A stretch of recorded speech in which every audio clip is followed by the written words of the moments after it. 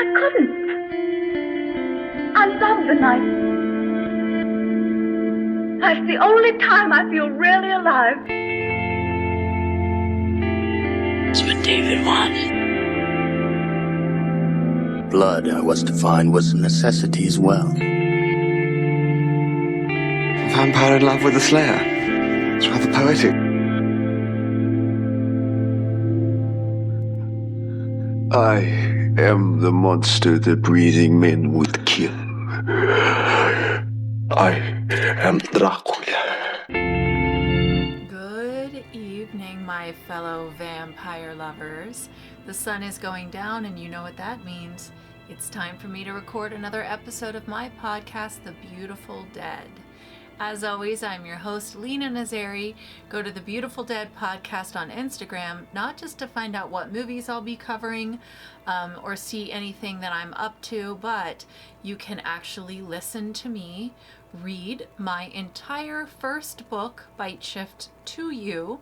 For anybody who loves to be read to, which I actually love, you could just, play those videos and you'll be read to. Right now, the only appearance that I have solidified is Orlando in February 2025, but I'm very seriously considering doing something in November. So you will have to either go to lenanazari.com and click on the appearance tabs, or join my Fanged family to find out what I decide to do, or watch social media. It's the last to know. Instagram is the last to know, but if that's how you like to do it, then I'm totally fine with that. Tonight's vampire tea is Wolf's Bane Blend. It's one of my favorites. So sometimes it doesn't necessarily tie into the movie or TV show or book that we're talking about, but I just really like it, so I choose it. So that's what I had tonight, and it's in my Libra mug. Okay. I've started working on my next book, and for those of you who are not in the know, I made a big life choice recently that freed up a lot of time for me. So I'm very excited to put that into the podcast and the YouTube channel and the books, and I want to bring this all to the next level. And I am so excited about spooky season. So stay tuned to hear what I will be doing in September and October. And boy, I'm so excited for you to see the future of all of my endeavors. So yeah. All right, spoiler alert. If you've never listened to the podcast or watched the YouTube channel, I do ruin absolutely everything. So that is on you if you continue to go on from here and you've never seen this movie and I read the synopsis and then beginning to end. Don't get mad at me because I told you exactly what I'm going to do. We're continuing our Hammer month with the Vampire Circus. So Vampire Circus I had seen before, and I remember really liking it. So I was interested to see if I was going to go back and like it as much as I did. So let's talk about it. The summary. One evening near the small Serbian village of Štetl, these names, I'm telling you, Hammer, you're killing me. Štetl.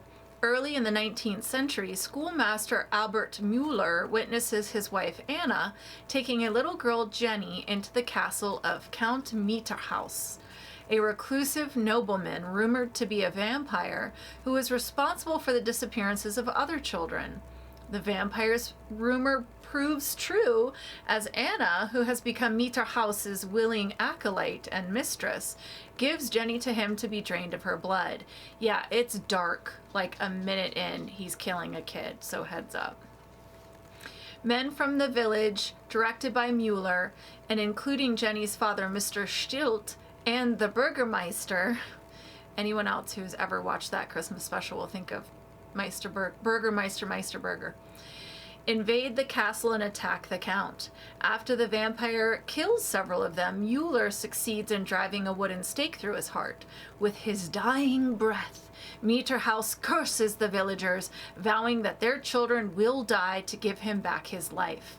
The angry villagers force Anna to run a gauntlet, but when her husband intervenes, she runs back into the castle where the briefly revived count tells her to find his cousin Emil at the Circus of Night.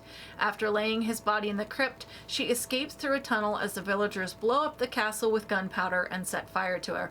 Let me tell you, Anna is quite the committed mistress. She brings him kids to drink. She goes through like all this abuse from the villagers only to run back into the castle to drag this vampire down into like this tunnel under the castle to save him from the exploding castle. She is quite the loyal girlfriend.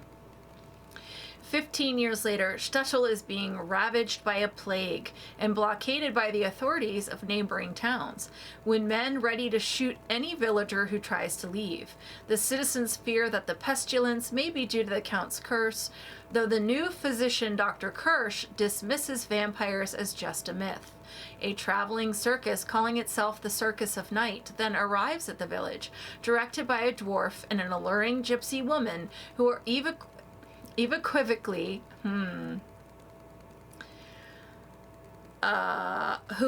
they're very vague. I hate that word. I'm not even going to try it.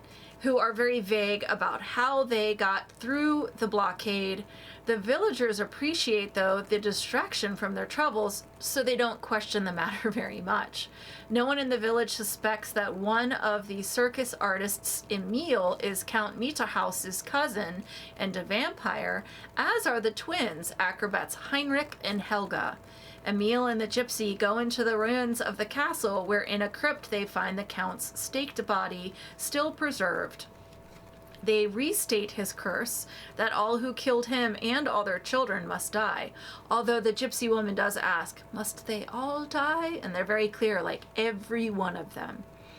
Whilst his son Anton distracts the armed men at the blockade, Dr. Kirsch gets past them to appeal for help from the capital.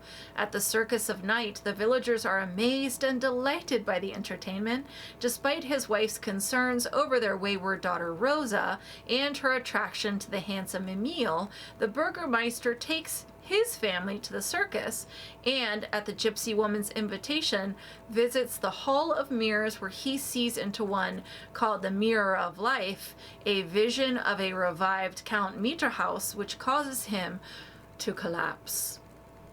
Frightened by this event, Shtetl tries to flee with his family from the blockade, with the circus dwarf Michael as their guide, only to be abandoned by him in the forest and then mauled to death by Emil, who shapeshifted into a black panther. Yeah, it's a lot. It's convoluted. Mueller's daughter Dora, whom he sent away earlier for her protection, has slipped past the blockade and returned to the village to reunite with her father and her beloved Anton. She discovers the Schilt's dismembered bodies, arousing suspicions of the animals of the circus. So that evening, John and Gustav Hauser, two village boys whose father helped instigate the killing of Meterhouse, are invited by the gypsy woman to enter the Hall of Mirrors, where they are magically drawn by Heinrich and Helga into the Count's crypt. They are then killed and drained. After the boys' bodies were found near the castle, their grieving father and the sick Burgermeister began to shoot the circus animals. Yeah, this movie's a lot. There's kids' death, animals get shot. Trigger warnings. Trying to stop the Burgermeister and Hauser, Albert Mueller suddenly sees the face of the gypsy woman dissolve into that of his wife, but he's unsure if what he saw was real. Meanwhile, Emil leads a Rosa, it says a Rosa, but it is just Rosa, there's only one Rosa, to the crypt, where he kills and drains her, telling his cousin Meterhouse to drink her blood, and that now the only child of his killers left to die is Dora, and that his twins will kill her tonight. The gypsy woman looks up sharply and calls out Emil's name, and he says, "Tonight." Dora and Anton are lured by the twins into the Hall of Mirrors, where they try to whisk Dora through the Mirror of Life, but the cross that she's wearing saves her. Later, the vampires enter the schoolhouse where Dora and Anton have taken refuge. Emil, in panther form, kills the boarding students, diverting Anton, while the gypsy woman, who is revealed to be Anna Mueller and also the twins' mother, their father being Mieterhaus, tears the cross from Dora's neck, enabling Heinrich and Helga to attack her. Dora, however, escapes into the school chapel where the twins are overwhelmed by a giant crucifix, which she topples on them, destroying them. Nevertheless, with the help of the circus strongman, Emil and Anna succeed in having Dora and her guardian, this is Hauser's wife, Gerda, kidnapped and taken to the house of the crypt at Castle Mieterhaus, where they intend to use their blood, just like the blood from the previous child victims, as a part of a ritual to restore the Count, as one does. Meanwhile, Dr. Kirsch returns from the capital with an imperial escort and medicines for the plague. He brings news of vampire killings in other villages, all of them have been visited by the Circus of Night. Dum dum dum. The men attack the circus and set fire to it, killing the strong man when he tries to stop them. As Hauser starts to burn down the Hall of Mirrors, he sees in the Mirror of Life a vision of Emil and Anna bleeding Goethe over the Count's body. This horrifying sight distracts him long enough to be burned fatally by fire, but he lives long enough to tell Anton and the other men about Dora's plight. Back in the castle crypt, the suddenly remorseful Anna is killed when she attempts to save Dora from Emil. Anton finds his way through the tunnel into the crypt despite a deadly ambush by Michael the dwarf and attempts to rescue Dora but is halted by Emil. Just then, Mueller, Dr. Kirsch, and the soldiers break into the crypt and battle Emil, who kills or disables all of his attackers, but Mueller pierces him with a stake from the Count's chest just as he's dying. Unfortunately, because the stake has now been pulled out of his chest, the Count rises from his sarcophagus and advances on Dora and Anton. Anton uses Mueller's crossbow as a makeshift cross, repelling the Count just long enough for him to jam the vampire's neck between the weapon's bow and stock and then pulls the trigger to decapitate him. As Dr. Kirsch leads Dora and Anton from the tomb, he and the villagers set the ruins afire with torches, ending the curse, but Dora and Anton see a bat fly out of the tomb into the night, leaving them uncertain. All right. Let's just do crossovers and trivia, and then we're going to break down the universe. Like I said, I'm not doing crossovers because Hammer Month, you can't do crossovers. Everybody in the Hammer films has been in other Hammer films and so on and so forth. But I wanted to mention one thing because the twins Heinrich and Helga show up and I'm looking at Heinrich and I'm like, I definitely know him. And so I looked it up. It's Robin Sachs, who would go on to play Ethan Rayne in Buffy the Vampire Slayer, the TV show. Remember Ethan Rayne, who's like from Giles's past, and he's like, come on, Ripper. And that's how you find out that Giles had a little bit of a, let's say he did some things in his past that he's not proud of. So yeah, it's Ethan Rayne. It's a young Ethan Rayne, but yeah, I was like, I know him. And then this is not vampire related, but when I was looking for crossovers, I found out that the strongman, the guy who plays the strongman in this movie, is the physical Darth Vader. So you know, James Earl Jones obviously is the voice, but the guy in the whole costume with the helmet is the guy who played the strongman in Vampire Circus. I just thought that was kind of cool. Poor guy, nobody knows his face, but he's like one of the most famous characters ever. Let's break down the universe of Vampire Circus.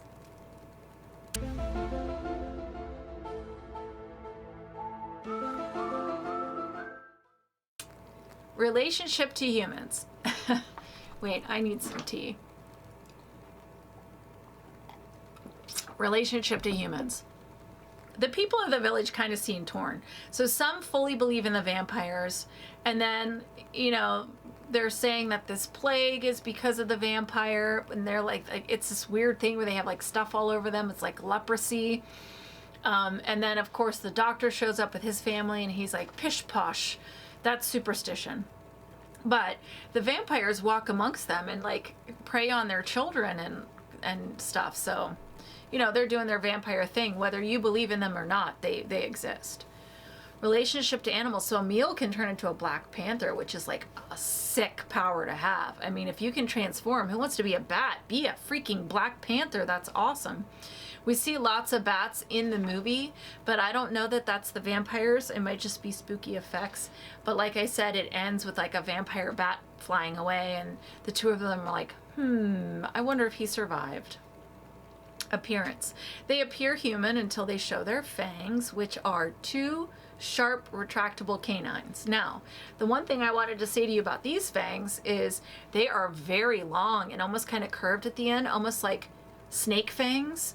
So it reminded me of the fangs from The Lair of the White Worm. They're not quite that big, but they are long and curved. And obviously if you're watching on YouTube, you get to see it. Food. You never see them eat or drink anything but blood. So this takes us to blood. Yes, they do drink blood, and specifically they are going after the blood of the children of the men who staked the count. And we see throughout the film that they like hold the kids over top of the count, and the blood drops onto his chest and like soaks in, and that's how he's slowly coming back to life. And that's how he was able to be revived just long enough to tell his girlfriend to find his cousin, because she bled on him and he was like, find a meal, and then dies again. Sunlight. You never see them in the sun, so we can safely assume they cannot be in the sun. Sleep. The count is put in his coffin when he's dying, so we know that he has a coffin. But the 3 vampires in the circus, that's not made very clear. So unless the coffins are in the traveling circus cars, then they're not sleeping in coffins. So maybe only the count had a coffin. You know, maybe he likes to keep it old school. But the new hot vampires in the circus are like, psh, we don't need to do that. We have beds, sucker. Holy items. Repelled by crosses. Classic. Rules. They don't cast reflections. However, the whole like mirror of life thing is very confusing, because the twins are behind one of the kids and you don't see them, and the kid looks back and sees them, and then he looks back in the mirror and sees the twins, but it's clear that the twins have some kind of like mirror power. So that is very confusing. I guess, again, when they made this movie, they never expected somebody with a podcast to break down their rules, but I was just like, they don't cast a reflection, but they do cast a reflection, but maybe they don't because it's a magic mirror. Yeah, we'll go with that. Powers. So the vampires just appear out of nowhere. So either they are able to teleport, or they are so fast that you can't see them show up. They're able to shapeshift, and like I said, the twins have some kind of mirror power where they can pull children through the mirror into where the count is. And also they have some kind of like link, because Helga is bitten by the panther and Heinrich is the one grabbing his arm. And then at the end, one is killed and it kills the other. So they are connected. You know, twins. They're so creepy. Let's not forget that the count is able to curse an entire town. So that is one heck of a power. He is able to like lay a curse that plagues this village with some kind of like weird virus or leprosy, but also he's like made sure that all of their children will die. So he's got some kind of witch power. That's pretty awesome. Whereas, you know, we don't get good old curses anymore. I always liked a good town curse that had to be broken. How are they made? We actually don't know. All of the vampires we see in the movie have already been made. So I actually don't know, and we never see new ones made. But if they have the power to curse, then maybe it's a curse? Because it does run in a family. We have the count, then we have the count's cousin, and then we have the 2 children who apparently were, the count is their father. So maybe it's a generational thing.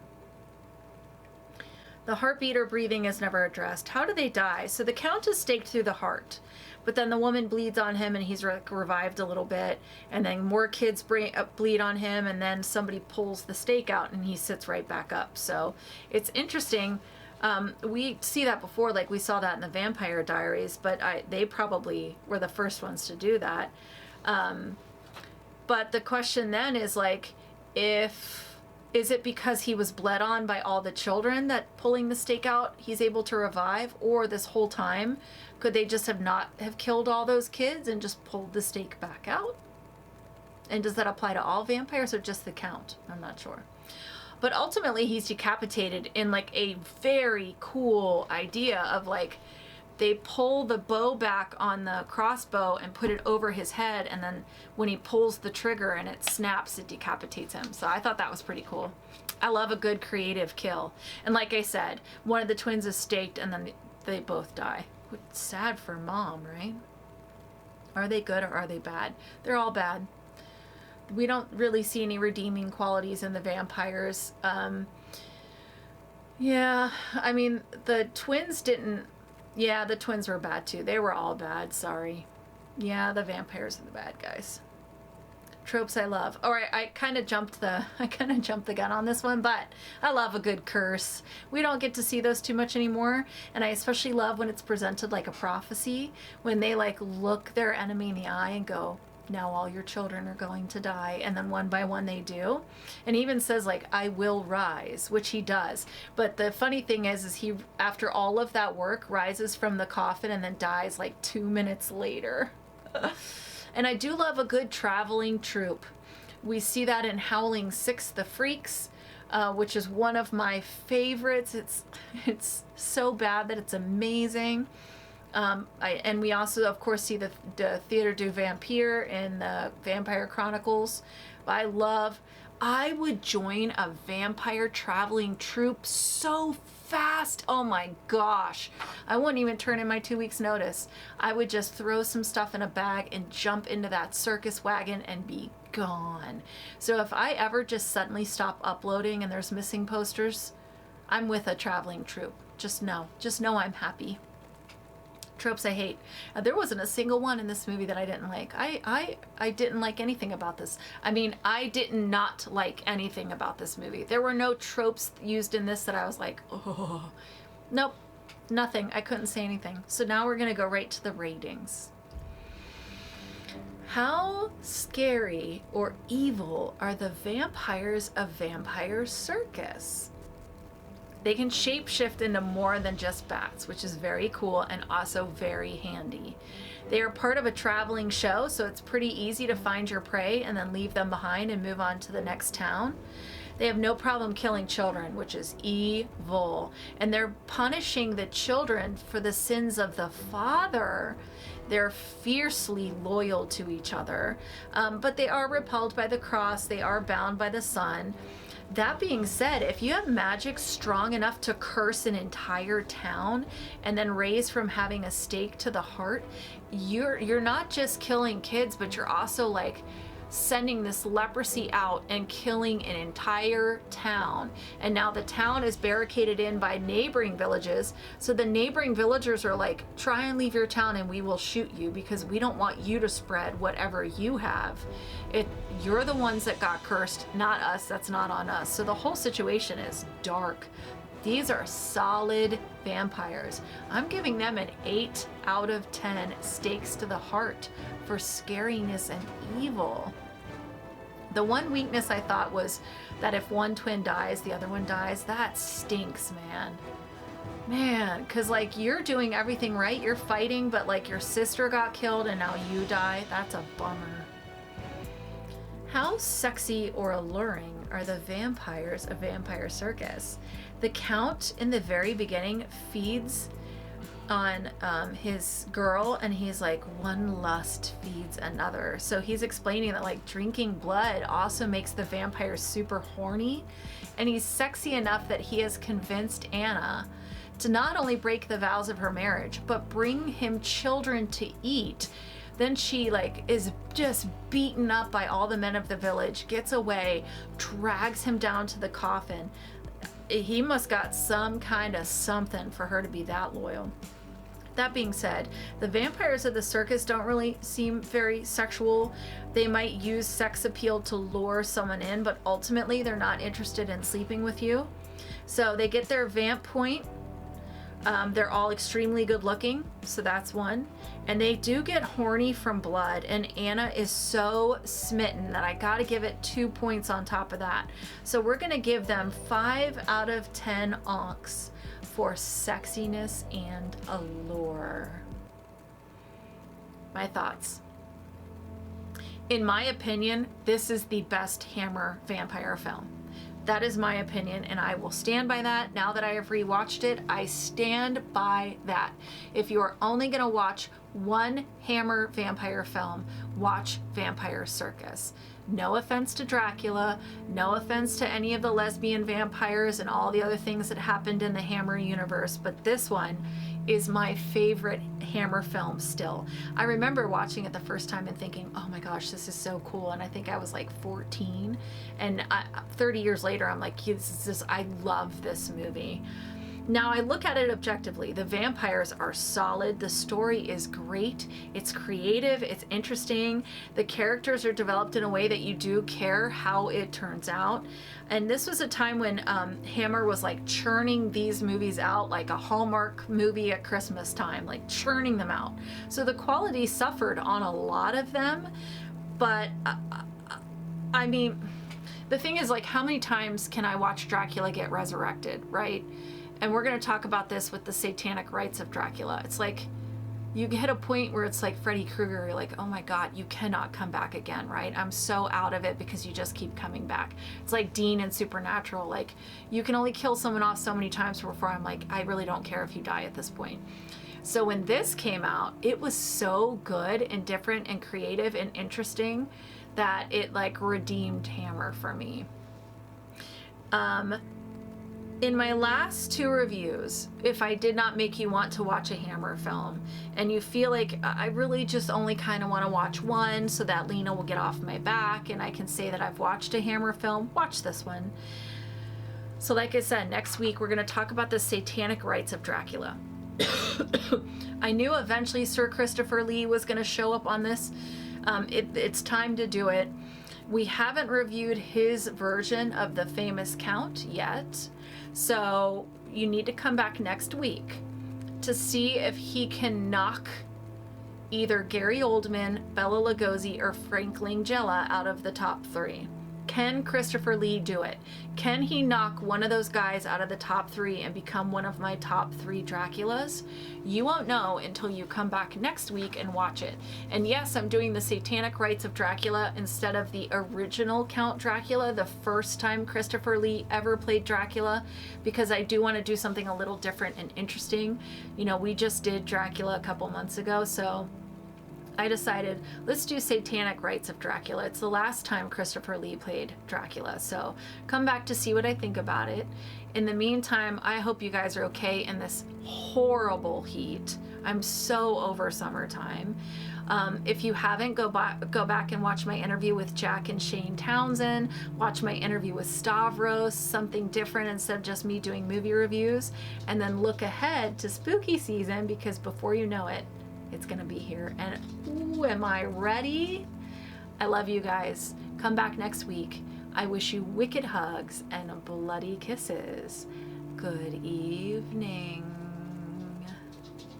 And big finish. Thank you.